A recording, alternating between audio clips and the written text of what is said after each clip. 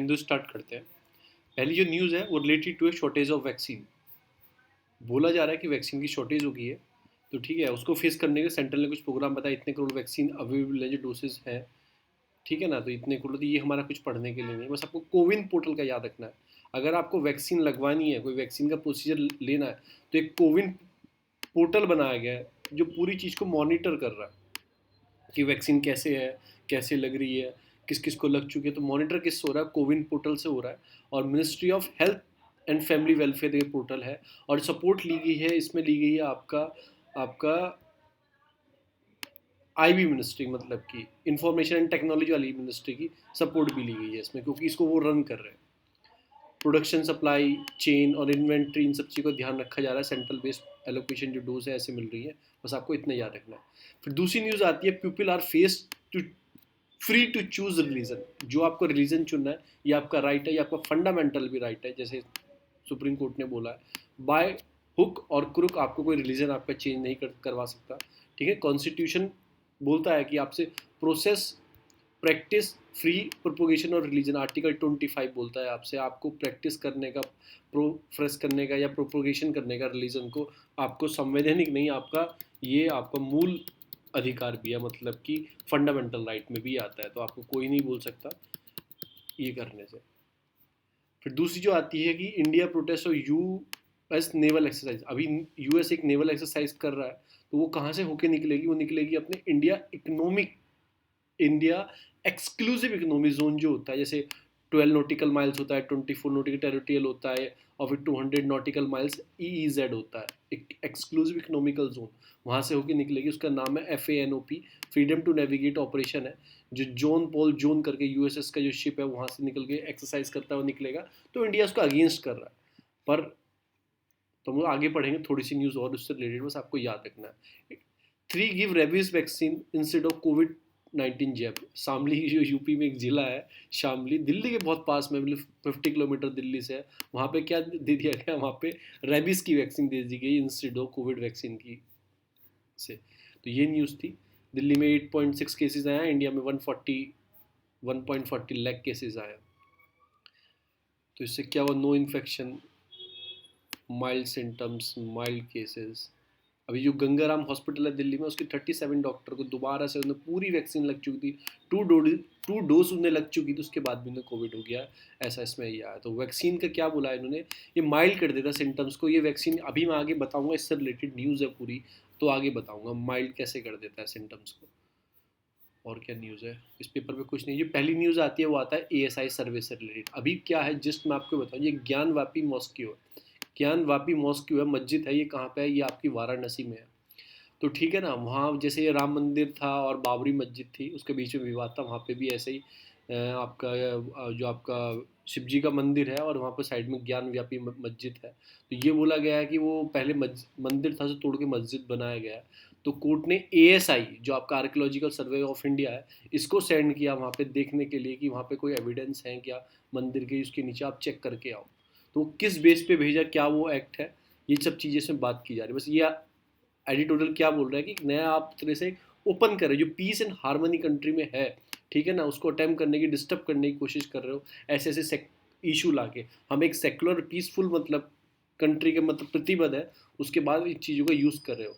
और एक एक्ट है उससे रिलेटेड, क्या उनसे एक्ट है 991, जो एक्ट है आपका, उस एक्ट को हम देखेंगे क्या है। प्लेस वर्शिप एक्ट 991, इस एक्ट को देखेंगे, ये एक्ट क्या है। मैं आपको पहले वो एक्ट के बारे में पढ़ा देता हूँ बेसिक नोट से। ये हमारे बेसिक नोट्स हैं। अगर आपको इसकी PDF चाहिए तो वीडियो के डिस्क्रिप्शन में ग्रुप का लिंक मिल जाएगा टेलीग्राम में, वहाँ पे फ्री ऑफ कॉस्ट इसकी PDF, हिंदू की PDF आपको वहाँ पे मिल जाएगी। तो पहले हम पढ़ेंगे वो एक्ट के बारे में, पढ़ेंगे उस एक्ट में है क्या ऐसा, कि किस बेस पे हमने दोबारा से ओपनिंग किया। जो ये एक्ट है आपका, place worship act 991, place worship act 991 क्या बोलता है? ये बोलता है कि जो भी 15 अगस्त 1947, जब से हमारा देश जिस दिन आज़ाद हुआ था, उससे पहले जैसा भी स्टेटस था, कि कहीं पे मस्जिद होगी, कहीं पे मंदिर होगा, वो वैसे का वैसे ही रहेगा, वैसे का वैसे ही रहेगा, ठीक है ना, जैसे उससे पहले था वैसे का वैसे ही रहेगा। ये एक्ट 991 में आया था। इस एक्ट ने बोला इस डेट से पहले जैसा था, जहाँ पे मंदिर था, जहाँ पे मस्जिद था, उनको नहीं हटाया जाएगा। पर उसके बाद भी मथुरा और वाराणसी में स्टार्ट हो गई हैं बात भी, ठीक है ना। फिर राम जन्मभूमि, क्योंकि इसमें कुछ एक्सेप्शन केस है, एक्सेप्शन केस के, और अयोध्या केस को एक्सेप्शन केस में डाला गया था, क्योंकि ये इशू पहले से ही चलता आ रहा था अंग्रेजों के टाइम से, तो इसको एक्सेप्शन केस में डाला गया था। इसका केस कंटिन्यू रहेगा, और उससे पहले जितने भी एरिया हैं जहाँ पे मस्जिद मंदिर है, तो वहाँ पे वो जैसे के जैसे वैसे ही रहेंगे। पर अभी कैसे ज्ञान व्यापी मस्जिद हो गई, फिर आपकी कृष्ण जन्मभूमि के पास जो मस्जिद है वहाँ पे हो गई, उसको कैसे मतलब देखा जा रहा है। उसमें एक और एक्सेप्शन डाला गया था, जो आर्कियोलॉजिकल मॉन्यूमेंट है या आर्कियोलॉजिकल साइट है, वहाँ पे रिमेन्स मिलते हैं उनके, अगर ancient historical monuments archaeological site के, वहाँ पे कोई रिमेन्स मिलते हैं, यहाँ पे कोई आर्कियोलॉजिकल साइट थी, तो उसको भी एक्सेप्शनल केस में डाला गया। ये भी आप याद रखो, ये भी एक एक्सेप्शनल केस में डाला गया। तो एक तो राम जन्मभूमि का अयोध्या वाला डिस्प्यूट हो गया, वो भी एक्सेप्शनल था। उसके अलावा ये भी एक्सेप्शनल आर्कियोलॉजिकल, तो ये भी तो एएसआई का यूज़ कर रहे हैं, ज्ञान व्यापी मस्जिद तभी एएसआई का यूज़ कर रहे हैं, आर्कियोलॉजिकल सर्वे ऑफ इंडिया का। और क्या है, the suit have finally settle and dispose of, ठीक है ना। एनी जो भी सूट पहले चल रहा है कुछ भी, उसे खत्म कर दो जल्दी से, ऐसा इसमें था।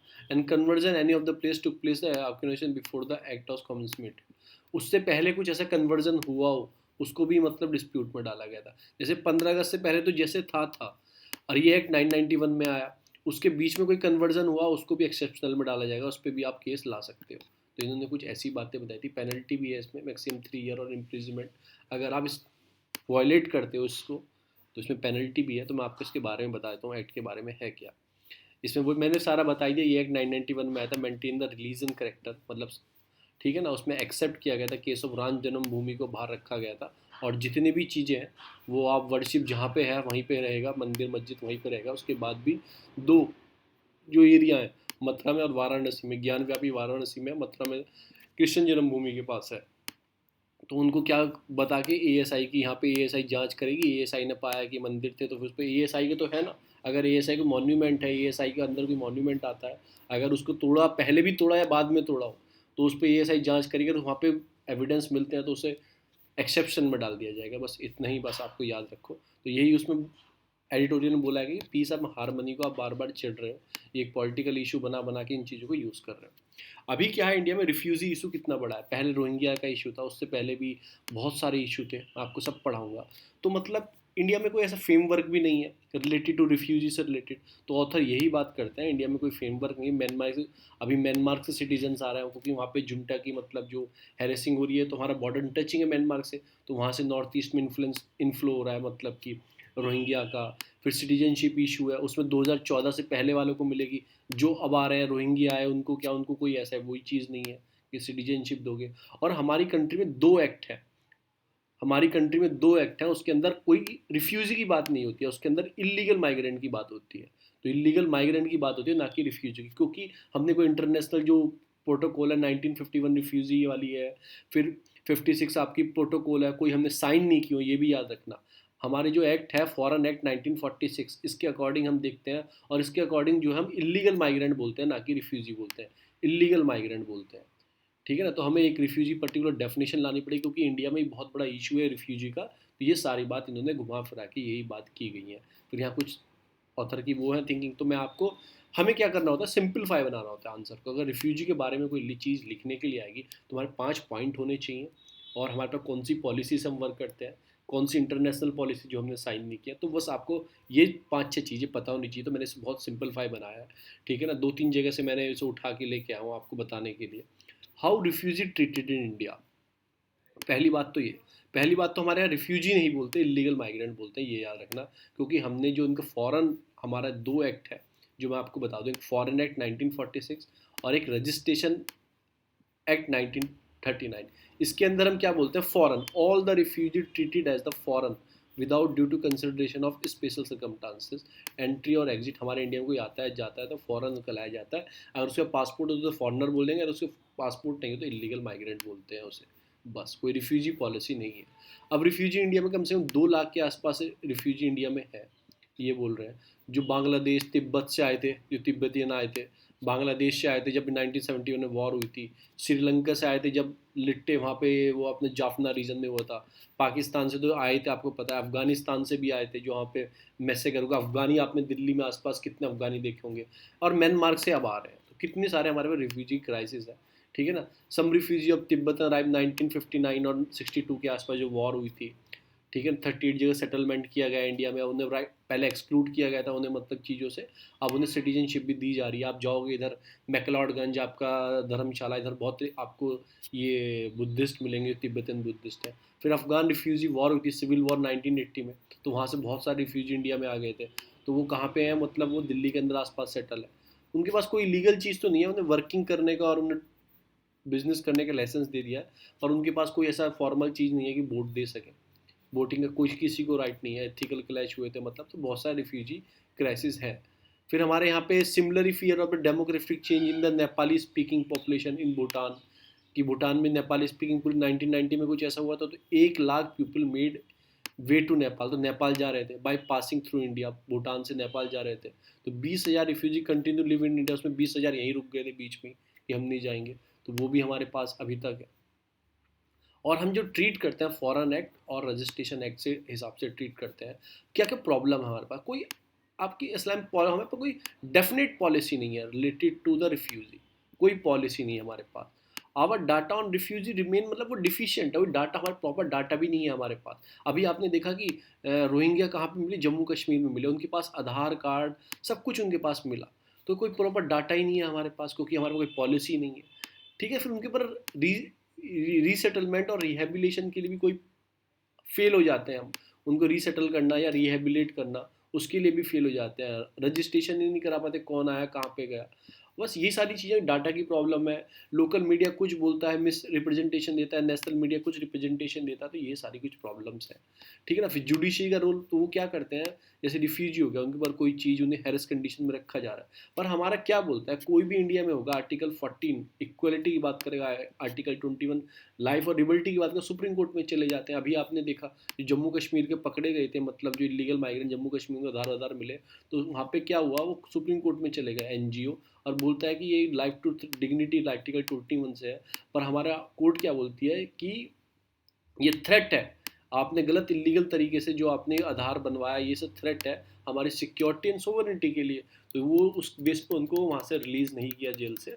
ठीक है, वरना वो बार बार कोर्ट में यूज़ करते हैं, वो चले जाते हैं। तो हमें क्यों चले जाते हैं, क्योंकि एक प्रॉपर हमारे पास चैनल नहीं है, ना ही हमने कोई इंटरनेशनल कन्वेंशन साइन की है उसके हिसाब से हम वर्क करें।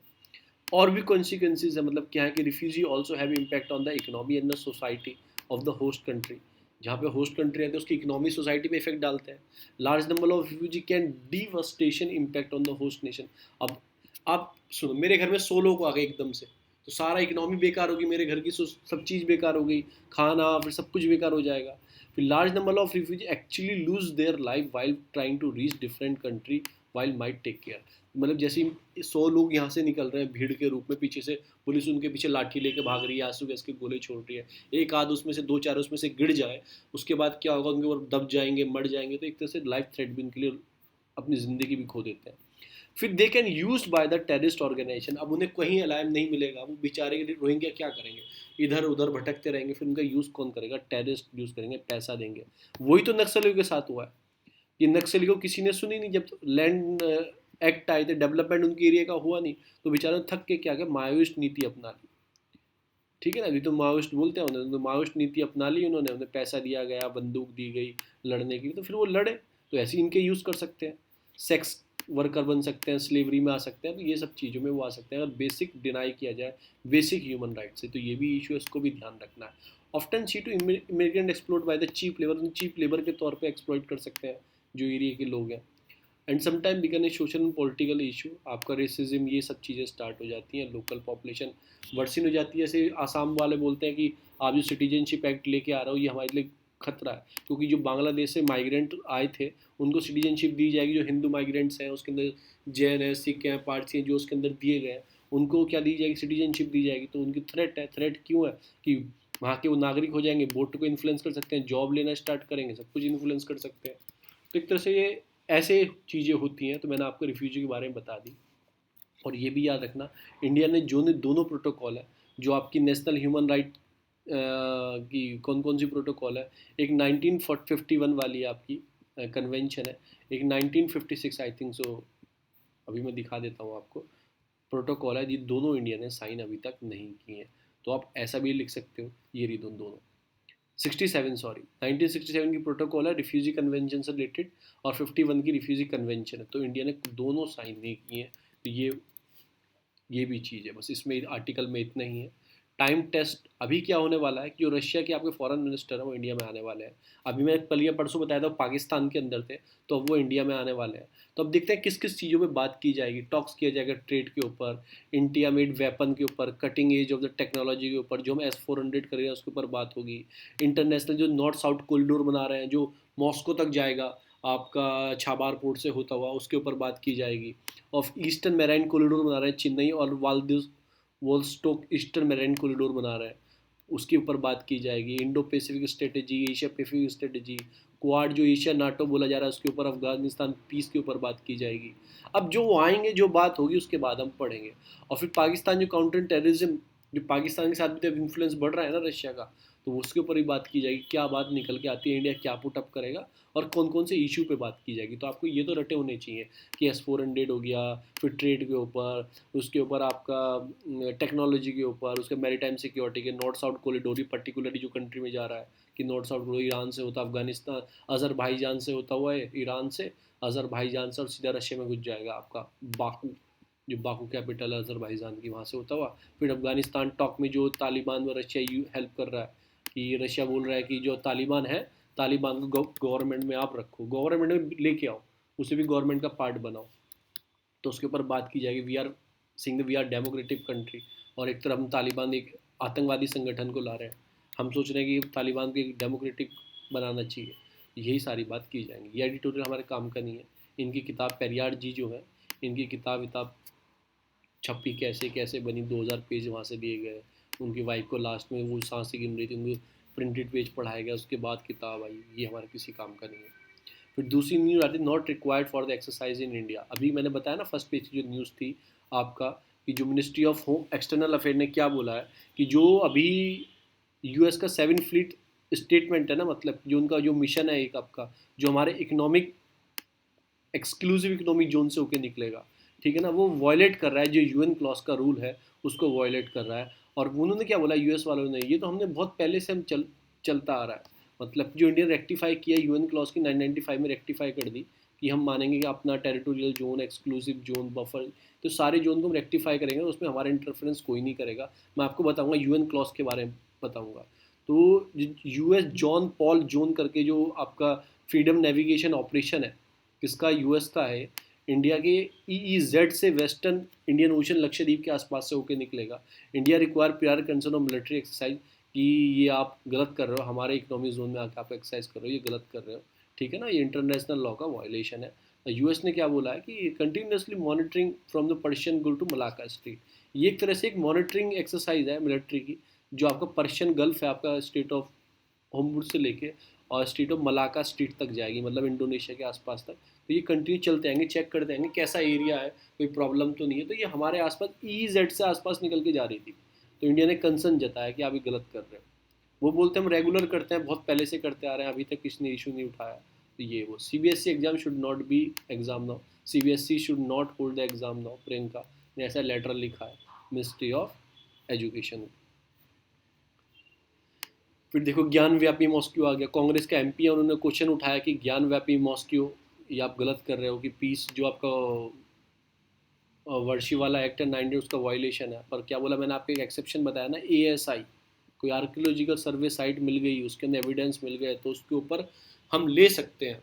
फिर इंडिया चाइना होल्टोकोन गार्गो हॉट स्प्रिंग में कैसे आपका डिसएंगेजमेंट करेंगे, फिर गार्गो हॉट स्प्रिंग डिप्सेंग प्लेन और डैमचौक, ये कुछ रीज़न है, मैंने आपको कई बार पढ़ा दिया, आज और बता दूंगा, ठीक है ना। फिर live stream of court processing soon, अभी क्या होने वाला है कि पेंडेमिक चल रहा है, तो कोर्ट फिजिकली इतना नहीं देख रहे जितना लाइव स्ट्रीमिंग वर्चुअली देख रही है। तो कोर्ट का क्वेश्चन उठ के आ रहा है, कोर्ट होनी चाहिए इंडिया में, नहीं होनी चाहिए, ठीक है ना। उसके आपको क्या करना है कोर्ट के बारे में 5 उसके एडवांटेजेस, ठीक है ना, 5 उसके डिसएडवांटेजेस आपको लिखने हैं, 5 एडवांटेज 5 डिसएडवांटेज ऑफ कोर्ट मतलब कि क्या होता है, इलेक्ट्रॉनिक कोर्ट सिस्टम क्या होगा। तो जो आपके DY चंद्रचूड़ उन्होंने क्या बोला, इन्होंने एक परमानेंट आपका आर्मी में वुमेन के लिए कमीशन बनाने की बात की थी, परमानेंट, अभी शॉर्ट हैंड रखा जाता है ना वुमेन को, यही है वो DY चंद्रचूड़, जिन्हें परमानेंट कमीशन के लिए बोलते थे कि इक्वल राइट होने चाहिए, वुमेन और मैन के डिस्क्रिमिनेट मत करो उनको, बेसिक वुमेन है आर्मी में नहीं जा सकती, इनके लिए परमानेंट कमीशन बनाई जाए और आर्मी में भी लिया जाए। वही डी वाई चंद्रचूड़ जस्टिस है। ये क्या बोलते हैं कि जजमेंट एंड ई फीलिंग, ये क्या बोल रहे हैं कि idea behind the virtual system is not replace the physical code.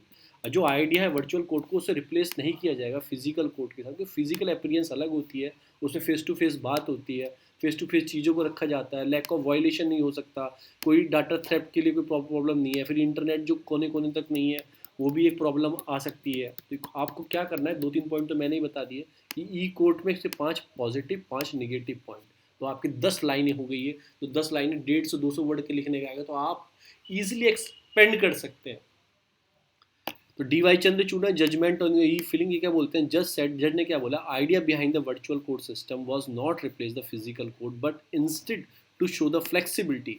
अभी क्या है, कोर्ट फिजिकली नहीं बैठे, फ्लेक्सिबिलिटी दिखाया of Indian judicial system to ensure that access of justice was not denied even during the, जो आपकी हार्डेस्ट जो time चल रहा है पेंडेमिक का, ऑफिस बंद हो रहे हैं या 1/3 आपको हाफ हाफ एम्प्लॉयज़ को रख के ही यूज़ करना ऑफिस को, जो हार्ड टाइम चल रहा है उस टाइम पे हम जस्टिस डिनाई नहीं करेंगे, वर्चुअली हीयरिंग करेंगे, एटलीस्ट कुछ ना होने से कुछ तो है, वो तो अच्छा है। वही उस पर बोल रहे हैं, virtual code was the primary to protect the health and life of the जज, जज की भी हेल्थ, क्योंकि वो भी एजेड है, और लॉयर की भी एज, और कोर्ट स्टाफ की भी, और लिटिगेंट जो लेके आया अर्जी अपनी, सबकी एक तरह से लाइफ को प्रोटेक्ट किया जा रहा है, वर्चुअली घर पे बैठ के वो हियरिंग सुन सकता है।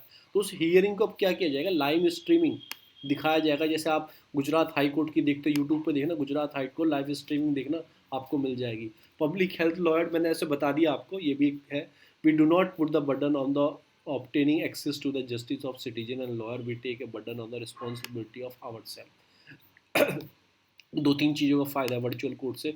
मैंने एक दिन एडिटोरियल भी आया था, मैंने आपको बताया था कि एक तो इंडिया का कहीं से भी बैठ के कोई भी सिस्टम इसको देख सकता है, पैसा बच सकता है यहाँ तक आने में, फिजिकल वकील करने में, फिजिकल अपीयरेंस करने में उसका पैसा बच सकता है। तो बहुत सारी चीज़ों का फ़ायदा भी हो सकता है, बहुत सारी चीज़ों का नुकसान भी है, तो ये आपको पढ़ना है। सोनिया गांधी ने लेटर लिखा है कि मतलब किसको लिखा है, ये लिखा है आपका मिनिस्ट्री ऑफ इन्वायरमेंट के मिनिस्टर को, जावड़ेकर जी को, उनको लिखा है जो केन और बेतवा का लिंक है, जैसे आप केन बेतवा ये यमुना की टेरिटरी है, जैसे चंबल हो गई यहाँ से, और फिर यहाँ से केन निकलेगी और फिर बेतवा निकलेगी, इनको लिंक किया जाना है आपस में, लिंक करना है इनको, लिंक कैसे कर, नहर बना दोगे, तो उसके प्रॉब्लम क्या आ रही है, इनके बीच में जो एक पड़ रहा है टाइगर रिजर्व जो आ रहा है, पन्ना टाइगर रिजर्व, उसको खतरा है, वो डिस्ट्रॉय हो सकता है। तो इसमें पॉइंट उन्होंने बताया कि आपका इरिटेटेड डैमेज हो जाएगा पन्ना टाइगर रिजर्व जो बीच में आ रहा है मध्य प्रदेश में, ट्रांसलोकेशन हो जाएगा, सक्सेस जो ब्रीडिंग होती है, 40% ऑफ एरिया और Panna tiger reserve will be irritably damage हो जाएगा। बस इन्होंने ये बोला है कि तो आपको याद रखना है केन बेतवा, आपको याद है फ्लो कैसे होता है, केन से बेतवा की तरफ फ्लो होगा, तो ये भी याद रखना है। तो ये कहाँ पे, पन्ना टाइगर रिजर्व बीच में आएगा, तो ये यमुना की ट्रिब्यूटरी है। 1.5 लाख केसेस आए हैं कल, मतलब कि नहीं 1.5 लाख ही मानो, 1.4 लाख केसेस आए हैं, इतने की डेथ हो चुकी है, और ये हाईएस्ट केसेस हैं पूरे टैली में, सबसे ज़्यादा हाईएस्ट केसेस है, सबसे ज़्यादा 41% महाराष्ट्र में है, फॉलो बाय द छत्तीसगढ़, अब यूपी टक्कर देने लगा है, यूपी 30 नंबर पे आ गया है केसेस में। फिर कोवैक्स, अभी क्या हो रहा है कि जो हम वैक्सीन को क्या कर रहे हैं, हम वैक्सीन को मतलब बाहर भी एक्सपोर्ट भी कर रहे हैं, ठीक है, क्यों कर रहे हैं, कुछ कंट्री को दे रहे हैं। एक कोवैक्स मिशन भी है जो गावी चला रहा है, कोवैक्स मिशन कौन कर रहा है, कोलीड बाय गावी, गावी एक इंस्टीट्यूशन है, बहुत सारे यूनिसेफ, WHO, बहुत सारे इंस्टीट्यूशन है, वो मिलांडा वाला भी जो NGO वो भी है, बहुत सारे इंस्टीट्यूशन है इसके अंदर। ये क्या करते हैं, गावी क्या करता है, जो पुअर कंट्री है अफ्रीका की, जो भी पुअर कंट्री है उनको जो कोई भी वैक्सीनेशन हो, अब रिलेटेड टू ही चला रहा है, कोरोना से रिलेटेड, पहले और भी वैक्सीन से रिलेटेड गावी मिशन चला चुका है, क्योंकि पुअर कंट्री है, उनके पास कोई रिसर्च नहीं है, अपनी वैक्सीन नहीं है, और ठीक है वो खरीद भी नहीं सकते दूसरे कंट्री से वैक्सीन, तो उन कंट्री को क्या करते हैं, ये मिशन चला के उनको पैसा डोनेट होता है, डिफरेंट डिफरेंट इंस्टीट्यूशन से, NGO से इनको डोनेशन होती है, तो फिर ये क्या करते हैं, ये रन करते हैं वैक्सीनाइजेशन प्रोग्राम उस कंट्री के अंदर। तो गावी करते हैं, इन्होंने प्रोग्राम स्टार्ट किया है कोवैक्स। तो कोवैक्स के अंदर क्या है कि different different country vaccine supply करेगी इसके अंदर, ठीक है ना, और ये फिर गरीब नेशन को प्रोवाइड करेंगे। तो ये क्या बोल रहे हैं कि अभी इंडिया का इम्पोर्ट एक्सपोर्ट कम करना है, क्योंकि हमारे पास ही नहीं है, वैक्सीन शॉर्टेज हो रहा है।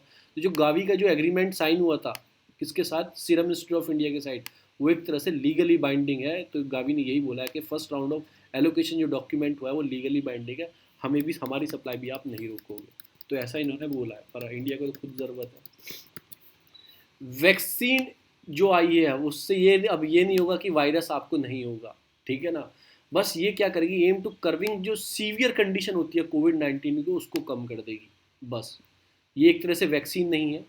Covid 19 vaccine is not infected preventive, infection से प्रिवेंशन नहीं मिलेगी, बट इस डिसीज़ को मॉडिफाइड कर देगी वैक्सीन, मतलब डिसीज़ को मॉडिफाइड, जो मॉडिफाई हो जाएगी डिसीज़, मतलब मॉडिफाई इन द सेंस वो आपको एक तरह से 100% इफिकेशियस तो नहीं है, प्रिवेंट करेगी, कुछ में बचा भी सकती है, कहीं पे आपकी जो डिसीज़ हुई है उसको मॉडरेट कर देगी। इवन आपको हो सकता है दोबारा से वैक्सीन लगने के बाद भी, पर जो कंडीशन का आपको होगा वो बहुत कम चांसेस होंगे कि कोई आपको सीवियर कंडीशन में आप पहुँचे वैक्सीन लगने के बाद, क्योंकि उसकी इफिकेसी बहुत कम है ना, कहीं 50% भी है, कहीं 70-80% भी इफिकेसी है। तो मतलब ऐसी चांस ये नहीं है कि वैक्सीन लगने के बाद आपको कोविड नहीं होगा, उसके बाद भी हो सकता है। ये ह्यूज वैक्सीनेशन क्यों कर रहे हो आप, इन्होंने एक क्वेश्चन उठाया। फिर उन्होंने उसके काउंटर में बोला है कि राहुल गांधी कुछ काम नहीं है, तो ऐसे ही भोगते रहते हैं। फिर हम पैनल जो स्पुतनिक 5 है, DGCI का पैनल स्पुतनिक 5 को चेक करेगा कि इसे इमरजेंसी नोट में यूज़ करने के लिए बनाया जाए, क्योंकि दो वैक्सीन यूज़ कर रहे हैं, कोविशील्ड और कोवैक्सीन। कोविशील्ड आपको पता है किसकी है, कोवैक्सीन भारत बायोटेक की है, कोवैक्सीन सीरम इंस्टीट्यूट या एस्ट्राजेनेका ऑक्सफोर्ड वाली है, और ये स्पुतनिक रशिया की है, आपकी रशिया की है। तो आपको ये भी आ रहा है, मतलब DCGI, तो DCGI से अप्रूवल देगा या नहीं देगा, तो उसके बारे में हम पढ़ेंगे DCGI क्या होता है नोट से अपने। पहले हम ये हिंदू खत्म कर लेते हैं। दूसरी न्यूज आती है core interest of at the UN। China और पाकिस्तान के बीच में सेट हो गया मामला कि हम जो कोर इंटरेस्ट है दोनों की, जैसे पाकिस्तान सपोर्ट करता है जम्मू कश्मीर को, चाइना बोलता है कि हमने कोई ह्यूमन राइट वायलेशन नहीं करता, तो आप हांगकॉन्ग में या फिर उनका जो जिंगजियांग प्रोविंसेस है उसके अंदर, जिंगजियांग प्रोविंस जो मुस्लिम आहूती इसके साथ प्रॉब्लम कर रहे हैं कि हमने कोई ह्यूमन राइट वायलेशन नहीं किया, तो दोनों एक दूसरे को चटाई करेंगे, दोनों चटाई इन द सेंस वो मतलब उसकी फेवर करेगा, वो उसका फेवर करेगा, तो कोर जो इंटरेस्ट है वो आपस में फेवर करेंगे, कहाँ पे, UN के अंदर, जो सिक्योरिटी काउंसिल हो, जनरल काउंसिल हो, तो हम एक दूसरे की फेवर करेंगे कि पाकिस्तान ने कोई गलत नहीं किया टेररिज्म के ऊपर, जम्मू कश्मीर के ऊपर इशू उठाएंगे वो चाइना उठाएगा, और इधर पाकिस्तान फेवर करेगा नहीं चाइना ठीक करा उसका इंटरनल मैटर है, बीच में कोई बीच में मत आओ, कहाँ पे, सिक्योरिटी काउंसिल में, तो वही चाटुगिरी करेंगे एक दूसरे की। और इनमें साइन हुआ पीस एंड आपकी स्टेबिलिटी रखेंगे अपने बीच में, हमारे प्यारे प्यारे भाई हैं, तो बड़ा मैं छोटा, तो ऐसी ऐसी बातें चल रही है। फिर जो एक कहावत है, जो जितना छनता है ना फिर वो उतना ही बिखरता है, ठीक है ना। जैसे कोई पत्थर है, मतलब जिसे ब्रेक कर लिया आपने, उसे वो एक साथ चिपका हुआ है अभी, उसे फिर छान दो, तो जितना छनता है ना फिर उतना ही बिखरता है, तो याद रखो जितना जो पास आता है वो उतना ही गिरता है, तो बस है कंडीशन जो भी होगा। फिर डोकलाम जो स्टैंग ऑफ है भूटान चाइना, अभी उनके बीच में बाउंड्री डिस्कशन होगा भूटान और चाइना के बीच में, मतलब बाउंड्री डिस्कशन, ये मीटिंग करेंगे, शेड्यूल करेंगे मीटिंग को, बहुत पहले से करते आ रहे हैं। डोकलाम में जो स्टैंड ऑफ हुआ 2017 में, ठीक है ना, ट्रांजैक्शन है बिटवीन इंडिया भूटान और चाइना के बीच में, उस पर भी बात करेंगे। और भी इनके कुछ इशू हैं, जैसे आपका पसैग लुंग करके है, जाकार लुंग वैली है, उसके बाद आपका कौन सा आपका ये भूटान आपका साकटैंग सेंचुरी है ईस्टर्न में, तो इन सब पे जो डिस्प्यूट है चाइना से रिलेटेड इनमें बात करेंगे, तो ये लोकेशन इंपॉर्टेंट है, ये मैं आपको मैप से बताऊंगा। अब जो नेट डायरेक्ट टेस्ट है वो इंडिया का इंक्रीज हो गया, 5% राइज हो गया, क्यों हो गया है, तो गवर्नमेंट एक स्कीम लेके आई थी, विवाद से विश्वास स्कीम। इस स्कीम में क्या हुआ, डिस्प्यूटेड केसेस पड़े थे कई लाख करोड़ रुपए के, तो वो क्या हो गया, सॉल्व हो गए हैं, कि आप गवर्नमेंट ने क्या बोला, चलो ठीक है आपको इंटरेस्ट भी मत दो, पेनल्टी मत दो, जो टैक्स है वो जमा कर दो बस, ठीक है ना, आपको हम फ्री कर रहे हैं ना, आप पे कोई वॉल्यूशन चार्ज लगाएंगे ना कुछ लगाएंगे। तो विवाद, जो विवाद चल रहा था, मतलब कि नेशनल कोई कोर्ट में चल रहा हो या फिर नेशनल आपका कंपनी लॉ ट्रिब्यूनल में हो, कहीं पे भी हो, ऐसे कई लाख केसेस थे, ठीक है, वो सॉल्व करके उनके पैसे ले लिए गवर्नमेंट, ठीक है, विवाद से विवाद 20-20 साल तक पेंडिंग है, 5-5 साल तक पेंडिंग है, तो लॉस ही एक तरीके से। तो ठीक है, गवर्नमेंट ने बोला ठीक है आप पैसे दे दो, तो इसी स्कीम का बहुत फ़ायदा हुआ है, ठीक है। तो डायरेक्ट टैक्स जो है मतलब 42% मतलब कि ग्रो कर गया है जो डायरेक्ट टैक्स है, बिकॉज ऑफ दिस स्कीम।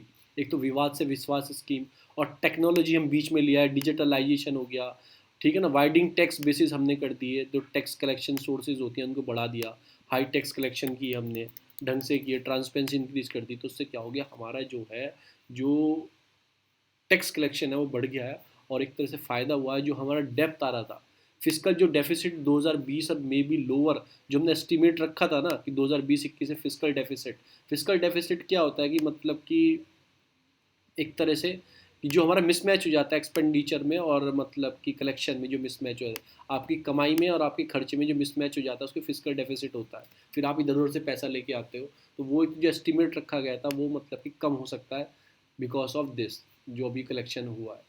कि फॉरेस्ट रिजर्व हमारा थोड़ा ड्रॉप हो गया, 2.4 बिलियन कम हो गया। ठीक है, तो आप याद रखना कि पहले कितना था हमारा, 576 हो गया है इन 2 अप्रैल को। ठीक है ना, पहले कितना 590 हिट किया था जनवरी 29 जनवरी को, हिट 590, सबसे हाईएस्ट हमारा अब तक का 590 बिलियन था। और किसमें क्या होता है देखो, एक तो फॉरेन हो गए रुपीज़ होते हैं, और गोल्ड रिजर्व होता है, और एसडीआर होते हैं IMF के एसडीआर, तो सभी सब कम हुए हैं। गोल्ड भी ड्रॉप हो गया इतना मिलियन का इतना बिलियन में, ठीक है ना, ड्रॉप बाय 884% टू इतना, ठीक है ना, तो ये भी थोड़ा ड्रॉप हुआ है, सब चीज़ में थोड़ा हुआ है। उसके रीज़न हो सकते हैं, बहुत सारे रीज़न हो सकते हैं, गोल्ड की इम्पोर्ट ज़्यादा कर रहे हैं हम, ठीक है ना, उसके बाद पेट्रोल के दाम बढ़ रहे हैं, तो इन सब चीज़ पर असर, इनका सबका असर पड़ता है, ये ऊपर नीचे होता रहता है। तो 590 अब सबसे हाईएस्ट गया था। फिर फ्यूल कंजप्शन, अभी रिपोर्ट जो आई है जो हमारी 1998 से 1999 में पहली बार हमारी 9.1% फ्यूल कंजप्शन कम हुई है फाइनेंशियल ईयर 2001 में, यानी कि मार्च 2020 से मार्च 2021, फाइनेंशियल ईयर इसे ही बोलते हैं, उसमें हमारी 9% कम हुई है। और ऐसा कितने साल में, 10-11 साल में पहली बार हुआ है ऐसा, तो ये भी आप याद रखना। उसके बाद आता है fin solution, RBI hold the rate of the 5, इसमें कुछ नहीं है। अब मैं आपको क्या बता रहा हूँ कि जो आपकी GSEP है, जी सैप कुछ नहीं है, एक तरह से ये क्या होगा, ये ओपन मार्केट ऑपरेशन है। इसमें क्या करेगा, जो RBI की चीज़ें, RBI की जो government security, open market operation में क्या होता है, OMP में क्या होता है, जो RBI की गवर्नमेंट की जो सिक्योरिटी होती है उन्हें RBI मार्केट में खरीदता है और बेचता है, वो इसके अंदर करता है। तो GSEP में क्या करेगा, एक तरह से ये पहले किया जा रहा था, इसमें क्या करेगा RBI, जो गवर्नमेंट की सिक्योरिटी उसने मार्केट में बैंकों को बेची हुई है, वो 1 लाख करोड़ की खरीदेगा। अगर वो खरीद लेगा, एक तरह का बॉन्ड होता है, पेपर होता है, तो बदले में 1 लाख करोड़ पैसे देगा। पैसे देने से मार्केट में पैसे आ जाएंगे अंदर, पैसे आने से मार्केट में क्या होगा, तो लोन चीपर हो जाएंगे, क्योंकि पैसा आ जाएगा बैंकों के पास। वो पहले तो पेपर की फॉर्म में था, पेपर थोड़ी उठा के दे देते तुम्हें, पैसे ही तो देंगे, तो पैसा आ जाएगा, पैसा आ जाएगा मार्केट में, तो लोन सस्ते हो जाएंगे, लोन सस्ते होंगे, लोग ज़्यादा लोन लेंगे, लोग ज़्यादा लोन लेंगे, ज़्यादा चीज़ें खरीदेंगे, ज़्यादा चीज़ इन्वेस्टमेंट करेंगे, तो उससे क्या ग्रोथ बढ़ेगी। तो इन सब चीज़ों के लिए हम ओपन मार्केट ऑपरेशन, इसे मॉनेटरी पॉलिसी बोलते हैं एक तरह से, जो हैंडल करता है। उसके 2 फॉर्म होते हैं, क्वालिटेटिव और क्वांटिटेटिव। तो आपको ये बता दें क्वालिटेटिव कौन से होते हैं, OMM, ओपन मार्केट ऑपरेशन, जिसमें गवर्नमेंट की सिक्योरिटी खरीद फरोख्त की जाती है, वो कौन से के अंदर आता है, क्वालिटेटिव के अंदर आता है या क्वालिटेटिव के अंदर आता है, क्वांटिटेटिव के अंदर आता है। तो ये सारे रिलेटेड है। LNT जो आम है, LNT का मतलब एक ग्रीन वाला आम है, वो 1.5 का गीगाहर्ट्ज़ का सऊदी अरेबिया में, एक पॉइंट लिखने के लिए है, वहाँ पे क्या बनाएगा, सोलर बनाएगा। जो मणिपाल यूनिवर्सिटी है, मणिपाल हॉस्पिटल, मणिपाल मेडिकल, उसके कुछ हॉस्पिटल है, वो क्या कर रहे हैं, अपनी जो हॉस्पिटल है Manipal, to sell Malaysian unit, रैमसन उनका नाम है, उनका अपने हॉस्पिटल बेच रहा है, इतने बिलियन में डील हो गया है, वो ओपन नहीं हुआ है। तो ये सारी न्यूज़ थी आज की, और कोई भी न्यूज़ नहीं है, हम आते हैं अपने बेसिक पर, जो हमारा बेसिक है। पहले मैं रिफ्यूजी इश्यू आपको बता ही चुका हूँ, रिफ्यूजी इशू मैं आपको बता ही चुका हूँ, वर्शिप एक्ट भी मैं आपको बता चुका हूँ। उसके बाद मैं आऊँगा UN क्लॉस, जो मैंने आपको बताया था UN क्लॉस। आपको मेंस मैं इतनी चीज़ बता देता हूँ, आपको प्री मेंस में कुछ नहीं बचेगा, ये पेपर 2 का है। आपका policy politics of the country of India interest जो है, उसके लिए UN क्लॉस एक मैरीटाइम जोन है, ठीक है ना। ये क्या है, United Nation law of the sea, जो आप सी को कितना यूज़ कर सकते हैं, किसके अंडर में कितना एरिया आएगा बाउंड्री के आसपास, तो सबको डिफाइन करता है, लॉ ऑफ सी भी बोलते हैं। 1982 में ये आया था, और 1995 1990 इंडिया ने इसके अंदर इसको साइन किया था। इसके अंदर 5 जोन होते हैं, एक इंटरनल वाटर जोन होता है, टेरिटोरियल जोन होता है आपका, कंटिन्यूस जोन जो होता है, EEZ होता है, जिसके अंदर अभी US का शिप उसके हाथ से अंदर से निकलने वाला, तो इंडिया ने कंसर्न जताया। एक हाई सी जोन होता है, ये एक इकलौती इंटरनेशनल कन्वेंशन, आप ये भी याद रखना, legally status to different maritime zone, इनको लीगली स्टेटस प्रदान करती है, डिफरेंट मैरीटाइम जोन है ना 4-5, इनको लीगल स्टेटस प्रदान करती है कि आपका ये एरिया है तो आपका ही रहेगा। It provide the backbone to the offshore governance, जो ऑफशोर मतलब जैसे लैंड है, ये तो ऑनशोर हो गया, और जो सी के साइड होता है, लैंड से सी के साइड, इसे बोलते हैं ऑफशोर। जो यहाँ की गवर्नेंस होती है, इसको क्या करते हैं, इसको मतलब कोस्टल साइड में इसको अच्छे से मतलब बैकबोन प्रोवाइड करता है ये वाला UN क्लॉज।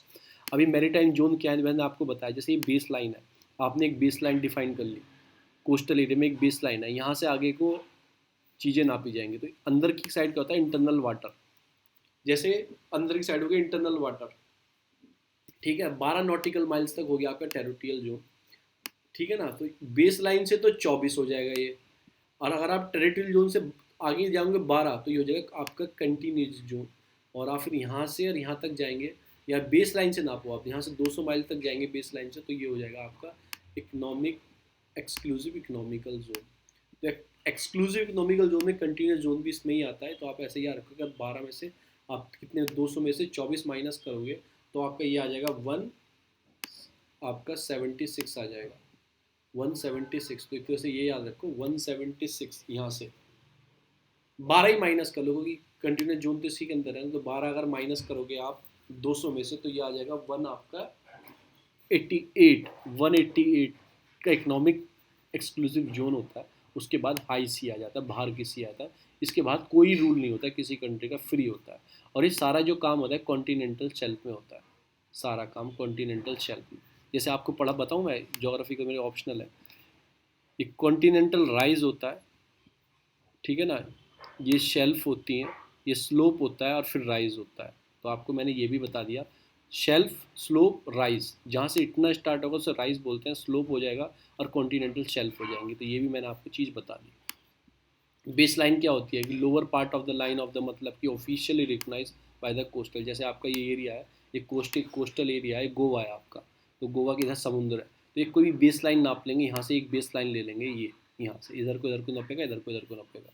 इंटरनल वाटर क्या होता है, जो इधर लैंडवर्ड साइड होते हैं, जैसे बेस लाइन ली, इधर की साइड होगा इंटरनल वाटर, तो इधर की साइड इंटरनल वाटर, जो आपको मैप में समझ ही लिया, तो वो ये सब चीज़ें हैं।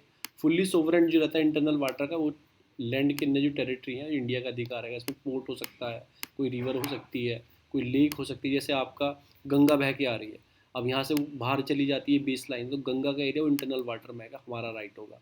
उसके इधर आपका इकोनॉमिकल टेरिटोरियल जोन, सारे जोन गिने जाएंगे आपके, टेरिटोरियल सी, ठीक है। No right to innocent passage, मतलब वहाँ पे कि इंटरनल वाटर में किसी का राइट नहीं होता। टेरिटोरियल में क्या होता है, 12 नॉटिकल माइल्स तक होती है, यहाँ पे इतना होता है, मतलब इतने किलोमीटर होता है एक नॉटिकल माइल में, 1.85 किलोमीटर, ठीक है ना, equal 1 minute of the latitude, ठीक है ना। आप याद रखो सोवरन, यहाँ पे सारे अधिकार हमारे होते हैं, सरफेस पे भी, सी बेड पे भी, सरफेस सॉइल पे भी, और एयर स्पेस में भी। एयर में कोई हवा में तो नहीं उड़ रहा है, सारे अधिकार हमारे होते हैं किस पे, टेरिटोरियल। फिर आता है कंटिन्यूस जोन, वो बेस लाइन से 24 नॉटिकल माइल्स तक होता है बेस लाइन से। ये इंटरमीडिएट जोन होता है टेरिटोरियल के बीच में और हाई सी के बीच में, किसके, टेरिटोरियल के और हाई सी के बीच में ये इंटरमीडिएट जोन होता है, ना कि एक्सक्लूसिव में, क्योंकि एक्सक्लूसिव के अंदर तो आता ही है कंटिन्यूस जोन भी देखा जाए तो। ये टेरिटोरियल हाई सी के बीच में आपका जोन होता है, और इसके बीच में क्या होता है, only jurisdiction of the surface, मतलब किस में करता है, एयर पे प्रोवाइड नहीं करता, और स्पेस राइट नहीं देता, जो आपकी हवा वाले सी बेड और सब सॉइल आपको दिए जाएंगे इसमें, सी बेड और सब सॉइल आपको दिए जाएंगे इसमें, और एयर वाले प्रोवाइड नहीं करेगा। अगर वहाँ से हेलीकॉप्टर निकल के जा रहा है तो वो आपके ऊपर राइट नहीं है, सरफेस का राइट आपके पास, ठीक है ना। फिर आता है इकोनॉमिकल एक्सक्लूसिव जोन, ये sea bed up to the 200 nautical miles तक होता है, ठीक है, बेस लाइन से। यहाँ पे क्या क्या राइट होते हैं, वेदर लिविंग और non living on the sea bed और सरफेस पे, जो आपके राइट्स होते हैं वहाँ पे एक्सप्लॉयटेशन करने, मतलब कि एक्सप्लोर करने कोई चीज़ को, मैनेजिंग नेचर, और सी बेड और सब सॉइल, वहाँ की सॉइल होती है नीचे, सी बेड जो सी का सब एरिया होता है उस पर आपके राइट होते हैं। तो ठीक है ना, तो इस राइट के ऊपर ही हम यूएस आसपास निकल, तो इसके बेस पे ही हम उस पर क्लेम कर रहे हैं, गलत कर रहा है। Right to carry activity like, मतलब एनर्जी फ्रॉम द वाटर, जैसे विंड पाइप लगा सकते हो अपने, वो विंड पाइप का नाम आ रहा है, वो विंड टर्बाइन वाली वो जो लगा सकते हो, विंड मील्स लगा सकते हो इस एरिया में। Only allow the above mentioned resources right, not give to right to the, prohibit to the limited freedom navigation over right, ये सब कुछ तो आपको लिमिटेड चीज़ें इसके अंदर रहती हैं। अब हाई सी क्या होता है, उसके बाद वाला सारा एरिया हाई सी के अंदर आता है, उसके बाद वाला सारा एरिया हाई सी के अंदर आता है, और वो इंटरनेशनल यूज़, पीसफुली यूज़ करने के लिए, ना कि उसके अंदर कोई चीज़ की जाएगी, पीसफुली पर्पज़ के लिए यूज़ करने के लिए, जो उसके बाहर एरिया है। अब प्री के लिए क्या क्या इंपॉर्टेंट पॉइंट है आपके, UN clause also call at the law of the sea treaty से बोलते हैं, 1982 में होता है, एंटर इन टू फोर्स 1994 में फोर्स हुआ था। ये गाइड करता है तब वर्ल्ड ओशन मैरीटाइम सोर्स के लिए, इंडिया ने रेक्टिफाई किया, यस किया, ये आपके प्री के लिए काम किया। अब इसके अंदर कुछ और चीज़ें हैं जो इसके अंदर आती हैं, जैसे international tribunal law of the sea, ITLOS, मतलब कि ट्रिब्यूनल कोई इशू हो गया, चाइना ही क्लेम करता है साउथ चाइना सी में कोई इशू हो गया, अगर इस क्लॉज के अंदर ट्रिब्यूनल के अंदर चलेगा ये फैसला सुनाएगी, तो उसके लिए अंदर एक जुडिक्शन विंग भी रखा है। इंटरनल सी बेड अथॉरिटी 994 में रेगुलेट करने के लिए बनाई गई थी, तो मैराइन के non living resources on the ocean international water, मतलब सी बेड अथॉरिटी भी इसके अंदर आती है। फिर कमीशन और लिमिटिंग द कॉन्टिनेंटल सेल्फ, वो चेक वेक करती है establish use of the United Nation convention, law of the sea क्या हो सकते हैं 200 नॉटिकल माइल्स तक, ठीक है ना। तो ये उन चीज़ों के लिए तो 3 इसके अंदर विंग भी हैं, तो ये भी आपको याद रखना है। Several initiative were taken by the establishment of UN clause were mention below, ये कुछ चीज़ें थी स्टेप टेकिंग दिए हुए थे। अब यूएन क्लॉज इंडिया का क्या चीज़ है, इसमें रूल क्या है कि इंडिया 995 में इसको साइन किया था, और इंडिया की जो लैंड बाउंड्री है, मैरीटाइम बाउंड्री है, बांग्लादेश, इंडोनेशिया में आपका म्यांमार, श्रीलंका, थाईलैंड, मालदीव्स और पाकिस्तान से टच करती है, वो आप जाके देख लेना। दूसरा जो आता है आपका पॉइंट आता है वो आता है डीजीसीआई। डीजीसीआई कौन होते हैं, sorry, DCGI, drug control general of India. Drug control general of India head of the department of the C D S C O, जो C D S C O है आपका, C D S C O ministry of आपका health के अंदर आता है, ठीक है। Central drug standard control, standard check करता है, रिस्पॉन्सिबल किस चीज़ के, जो उसके हेड होते हैं सी डी एस सी ओ के, जो हेड होंगे आपके वो कौन होंगे, आपके डी सी जी आई होंगे, डायरेक्टर जनरल ऑफ इंडिया, ठीक है ना। ये रिस्पॉन्सिबल किस चीज़, लाइसेंस देने के लिए, भी आपको वैक्सीन के लाइसेंस है यही प्रोवाइड करेगा, कोई ब्लड एंड ब्लड प्रोडक्ट्स के ऊपर कोई ड्रग्स बन रही है, या फोर्थ फ्लूइड के वैक्सीन है, कोई सीरा है कोई इन इंडिया, उस चीज़ के रिलेटेड अप्रूवल देने के लिए डीजीसीआई मतलब डीसीजीआई देता है, और सीडीएससीओ का ये हेड होते हैं। सीडीएससीओ के हेड होते हैं जो ड्रग स्टैंडर्ड को चेक करते हैं कि ड्रग का स्टैंडर्ड क्या है, उसके हेड होते हैं। Is also standard to manufacturing, sale, import and distribution of drug in India, उसको भी स्टैंडर्ड्स मतलब कि सेट करते हैं उसका भी, और ये मिनिस्ट्री ऑफ हेल्थ के अंदर आते हैं। DGCI lay down the standard quality manufacturing, selling, import, मैंने आपको बता ही दिया, ठीक है ना। उसके बाद क्या करते हैं, उसके बाद acting appellate authority in the case of dispute कोई हो जाए अगर बीच में, जैसे मुझे कोई गलत वैक्सीन दे दी गई है और इसने मतलब कि, या फिर मुझे कोई गलत प्रिस्क्रिप्शन दे दी गई है, तो उसकी क्वालिटी ऑफ ड्रग्स के ऊपर कोई इशू आ जाए, तो यही उसके एपलेट अथॉरिटी भी यही होते हैं। Preparation to maintain the national reference standard, ये तैयार करते हैं कि क्या स्टैंडर्ड रखना है नेशनल लेवल पे। इन्फोर्स करते हैं ड्रग एंड कॉस्मेटिक एक्ट को, जो ड्रग एंड कॉस्मेटिक एक्ट है ना उसके अंदर ही सीडीएसओ है, इसको इन्फोर्स करने का काम कौन करते हैं, आपका डीसीजीआई करते हैं। ये ट्रेनिंग भी देते हैं जो ड्रग एनालिस्टिक डिप्यूट्स है ना स्टेट ड्रग कंट्रोलर, मतलब जो आदमी है स्टेट ड्रग कंट्रोलर के अंदर, उनको ट्रेनिंग प्रोवाइड करते हैं, जो लेबोरेटरीज हैं उनकी, जो इंस्टीट्यूशन है स्टेट की, उनको क्या करते हैं, ट्रेनिंग प्रोवाइड करते हैं। ये एनालिसिस करते हैं कॉस्मेटिक जो रिवाइज है सर्वे करा के, सैम्पलिंग सीडीएसओ का, सेंट्रल ड्रग अथॉरिटी का, मतलब कि उसके कॉस्मेटिक को रिवाइज भी करते हैं क्या ऐसे रखना चाहिए। Notify the medical device rule 2017 by the government of India. DCGI will also a central licensing authority, also act as a central licensing authority for the medical devices. देखो मेडिकल डिवाइसेस होते हैं ना, तो उसकी भी अथॉरिटी इनको दे दी गई है डीसीजीआई को, यही उसे क्या करेंगे, सेंट्रल लाइसेंसिंग अथॉरिटी यही होंगे कि जो प्रोडक्ट होते हैं, जैसे आपको आपके क्या मेडिकल डिवाइस क्या होते हैं, ऑपरेशन करने में यूज़ होंगे, फिर जैसे पेस मीटर पड़ता है दिल के अंदर, वो हड्डियों में रॉड लग जाती है, तो ये मेडिकल डिवाइसेस होते हैं। और जो कान में लगता है वो सुनने के लिए, तो उन्हें ए बी सी कैटेगरी में रखा गया। एंड कोऑर्डिनेट करते हैं लाइसेंस कैसे प्रोवाइड करना है, जो मेडिकल इक्विपमेंट बनते हैं, तो यही चेक करते हैं। इसके कुछ रीजनल ऑफिस भी हैं, जोनल ऑफिस, वो आप पढ़ लेना कहाँ कहाँ पे है, ठीक है ना। तो ये इसके अंदर काम करता है। सिर्फ तो सी डी एस तो क्या है, ये भी मैं सी डी एस को पर्टिकुलर आपको बता दूँ, ये आपका मिनिस्ट्री ऑफ हेल्थ अफेयर के अंदर आता है। National regulating authority of India की, ये भी याद रखना है। फंक्शन इसको कहाँ से मिलती है, जो मैंने ड्रग कंट्रोल एक्ट मैंने आपको बताया था, उस चीज़ से इसे फंक्शन मिलता है, अप्रूवल देता है न्यू ड्रग का, इन सब चीज़ों पर मैं आपको बता ही सकूँ। Alone with the state regulator joint responsible to guiding the lesson certain, आपको स्पेशलाइज कैटेगरी क्रिटिकल डिसीज, जो मतलब कि ड्रग्स होती हैं ब्लड की, आईवी फ्लूड की, वैक्सीन की और सीरा की, तो मैंने आपको ये बता ही दिया। जो लास्ट जो बचा है वो बता है विवाद से विश्वास स्कीम। ये डायरेक्ट टैक्स विवाद से, जो भी हमारा टैक्स राइज हुआ है बिकॉज ऑफ दिस स्कीम, और भी मैंने आपको टैक्स बेस बढ़ा दिया गया, ठीक है ना। विवाद से विश्वास स्कीम लेके आए, डिजिटल टेक्नोलॉजी को अप्लाई किया हमने किस चीज़ में, कि फेसलेस आपको इंट्रैक्शन किया जाएगा, जो भी चीज़ें हैं, तो उन सब चीज़ों से हमारा टैक्स बेस बढ़ गया है। और जो हमारा फिस्कल डेफिसिट है, जो एस्टिमेट किया जा रहा था इतना रहेगा, उसमें थोड़ी सी मतलब कम हो गया है वो deficit, because of rising the tax. जो टैक्स का 4 to 5% जो इंक्रीज़ हुआ है इस स्कीम की वजह से। तो हम स्कीम के बारे में पढ़ते हैं। ये डायरेक्ट टैक्स विवाद, इसके बिल भी लेके आए थे 2012 में, अभी ये पास नहीं हुआ है। तो ठीक है, ये एनिमिटी स्कीम जो मैंने आपको बताई दिया, जो इनकम टैक्स अपीलेट आपकी ट्रिब्यूनल्स होती हैं, हाई कोर्ट में कोई मैटर पेंडिंग है, सुप्रीम कोर्ट में पेंडिंग है, कोई इंटरनेशनल आर्ट्रिब्यूशन मैटर पेंडिंग है, कंपनी का और डायरेक्ट टैक्स जो मतलब कि हमारी ऑर्गेनाइजेशन है, फाइनेंशियल मिनिस्ट्री का कोई इशू पेंडिंग है, दोनों के बीच में कॉन्फ्लिक्ट पेंडिंग है, तो ये क्या बोलते हैं, आप आ जाओ, आपको वेव कर देंगे, पेनल्टी भी वेव कर देंगे और इंटरेस्ट भी वेव कर देंगे। पर आपको जो पेंडिंग टैक्स है जो आपको देना है, ठीक है ना, 31 मार्च तक भर दो ना, पे आपको कोई हम ऑब्लिगेशन लगाएंगे ना, कोई चार्ज लगाएंगे ना, इंटरेस्ट लगाएंगे ना, पेनल्टी लगाएंगे। बस आपको जो पे करना है पेंडिंग टैक्स उसको पे कर दो। इससे क्या होगा, बेनिफिट हो जाएगा, एक तो होगा, एक तो पैसा जल्दी आ जाएगा टैक्स मिनिस्ट्री के पास, फाइनेंशियल मिनिस्ट्री के पास, और जो उसका बर्डन खर्च हो रहा था इन चीज़ों में, हाई कोर्ट में, सुप्रीम कोर्ट में, तो उनका भी तो पैसा लग रहा था, वो भी बच जाएगा, समय बच जाएगा, पैसा बच जाएगा।